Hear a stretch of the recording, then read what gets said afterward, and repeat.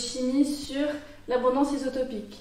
Donc premièrement, on va faire un rappel de cours qui contiendra la définition de l'isotope, la masse isotopique relative, l'abondance naturelle isotopique et la masse molaire MI.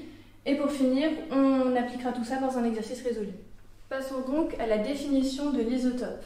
Deux isotopes sont deux atomes avec un même nombre de protons Z, mais un nombre de neutrons A différent.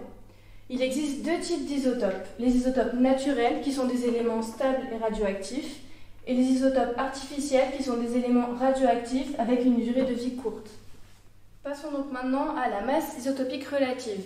Donc elle correspond à la masse de l'isotope sur 1/12 de la masse de l'atome de carbone 12 qui est pris comme référence. Par contre, dans certains exercices, la masse des isotopes ne vous sera pas donnée. On utilisera donc l'approximation MI est environ égal à A, car la plupart de la masse d'un atome est contenue dans son noyau. On va maintenant parler de l'abondance naturelle isotopique. Elle est notée XI et correspond au pourcentage massique de l'isotope I dans l'élément naturel. La somme des XI est égale à 1. On va maintenant faire l'exercice résolu.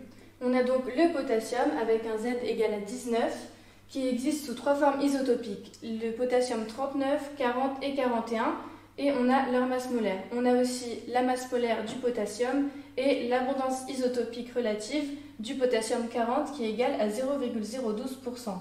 Ici, on va chercher les abondances relatives du potassium 39 et 41. Passons donc à la correction. On utilise la formule grand M égale à somme des XI fois MI. On remplace dans le cas de notre exercice ce qui va nous donner la masse molaire du potassium qui serait égale à X39 fois la masse molaire du potassium 39, plus X40 fois la masse molaire du potassium 40, plus X41 fois la masse molaire du potassium 41.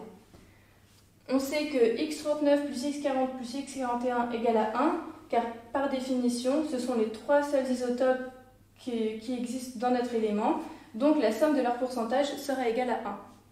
On sait aussi que X40 égale à 0,00012. On remplace donc dans cette équation-là pour avoir X39 plus X41 égale à 1 moins 0,00012, soit 0,99988. On a donc ensuite X41 égale à 0,99988 moins X39. On remplace tout ça dans notre grande équation d'en haut.